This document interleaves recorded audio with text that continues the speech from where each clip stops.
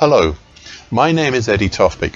I'm Head of Technical Analysis and Senior Markets Analyst at ADM Investor Services International Limited. And here is your weekly technical analysis of the Chicago soybean complex.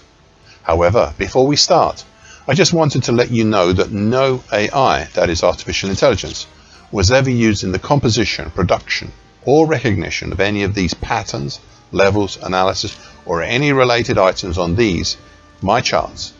This was all authentic intelligence, all my own original work, as I think you deserve to have that. So with that. Okay, so a further quick look once again at my longer term monthly charts. As I highlighted 7 weeks ago, there had been some very interesting actions taking place. So the market, since as far back as the low seen in August 2024 till October 2025, built a sideways action. I noted this action 47 weeks ago, and I will expand on that part shortly, but I just wished you to see that this sideways action had breached on the upside in October 25, and the market tried stabilizing over this sideways action. Originally between about the 2019 to date uptrend, it's currently at 980 and 3/4, up to the topside congestion in the 1105.5 area. Initially, we seem to have established a basing action around a triple bottom formed over August 24 to August 25, and this is where a caution I gave back last year applies, and I quote, "I once again, as I've done for quite a few weeks now, feel obliged to caution you on the possibility of a false break higher," end of quote. Now, prices failed at the mauve 3-year moving average. It's currently 1152.5 back in November last year, and fell away, though the low this time in January has been higher than the ones in October and August last year, usually a bullish sign. For a while, this led the market back within the original sideways action with all the implications that may have. However, we are starting to rise once more over the 1105 and 3/4 level. It'll be very interesting should we see prices rise up to meet the declining 3-year moving average, and what the outcome may be, as this could threaten the whole idea of the two targets below for the 2020 to 2024 very large head and shoulders top type pattern. You see the bright red neckline highlighted for this pattern overhead, which is currently at 1214 even. Thus, the primary target X is down in the 907 zone, and the secondary harder to reach target X1 is down in the 624 zone. Please note these are very, very, very long-term targets and should always be considered thus. Back to my daily charts, and you can see that same bright red neckline close to the top of my daily chart. Now, in addition to this bright red neckline, 47 weeks ago I highlighted here on my daily chart a bright pink July 24 to October 25 rectangle pattern, which you can see here, and it's currently 983 to 1108. This is the outline of the basing action pattern I spoke about in my earlier monthly chart. This pattern had worked, say, until late October when prices punched up through the upper pink trend line, taking most of November 2025 to stabilize over it, and interesting in the process formed a small lopsided head and shoulders top pattern. Now, 10 weeks ago, prompted by the bullish action of Winnipeg canola the previous week, I drew a dark blue mid-December 24 to early August 25 bullish Andrews pitchfork. What is noteworthy about this pitchfork is the effect of the dark blue middle tine above, currently 1189 3/4, which had on the market back then. It was a cap, a pierced cap, but still a cap, over most of November last year. This caused the market to develop into the previously mentioned late October to mid-December 2025 head and shoulders top. Prices reached down to both the primary and the secondary targets for this pattern and overshot these targets, something I had anticipated might happen. We saw support come in where I said it might, at the long moving average currently at 1056 and a dark blue lower tine currently 1071, which is in the midst of congestion from 2025 between about 1061 down to 1020 on the wide. The market duly obliged and turned higher with a new pattern, a small mid-December 25 to mid-January 26 double bottom. Last week prices reached the primary target X in the 1096 area, and yesterday for day-long white Mariboso, the market achieved the harder to reach target X1 up in the 1105 area. This move put prices up over all the moving averages, notably the green short medium moving average, currently 10.87 3/4, and also the 50% Fibonacci line, the May to August 2024 move at 10.98. And even now, for the second time, over the bright pink upper trend line.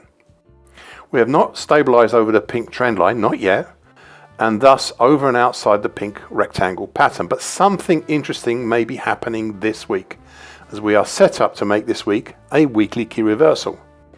Thus, if we close Friday night either over 1079.5 or under 1077, then we're beyond. Anything in between will have a lesser outside week pattern. Right now we're looking at a weekly key reversal up, and that is reflected in most of the other veg and oilseed markets I cover, and that could be very interesting for the future of this market. Chicago soybean meal. The main pattern or patterns here that seems to have developed after the head and shoulders top over October to November last year, and the subsequent small bearish cat's ears pattern over December, was a catch-all basing action that left us with some interesting possibilities. You see, the whole mid-December action from the cat's ears pattern today can be either regarded as a bear channel, currently 285.5 to 302.40, or a possible descending expanding wedge pattern, currently 280.60 to 302.40. Last week I said, and I quote, "I'm more in favour of the bear channel idea, as I'm not a great fan of descending expanding wedge patterns, but we shall see how this develops," end of quote. Well, this week's actions have tended to swing more to an attempted break higher, based on the flatlining gold long moving average, currently at 292.90, out of the descending wedge pattern. However, it is early as yet, and I caution you on the possibility of a false break higher here. But that being said, we are set up for a possible weekly key reversal here this week. Thus, if we close on Friday night either over 302.10 or under 297.5, then we're beyond. Anything in between will have a lesser outside week pattern. Right now we are looking at a weekly key reversal up. Additionally, prices are tackling the one remaining moving average on the top side, and that's the green declining short medium moving average, currently 304.5. All this will make for an interesting week ahead, as we are seeing similar weekly key reversal moves in the other veg oil, in most of the other veg oils and oilseeds. Finally, this commentary would not be complete without my discussing a portion of my commentary which I have repeated for 140 weeks. So, for over 2.5 years.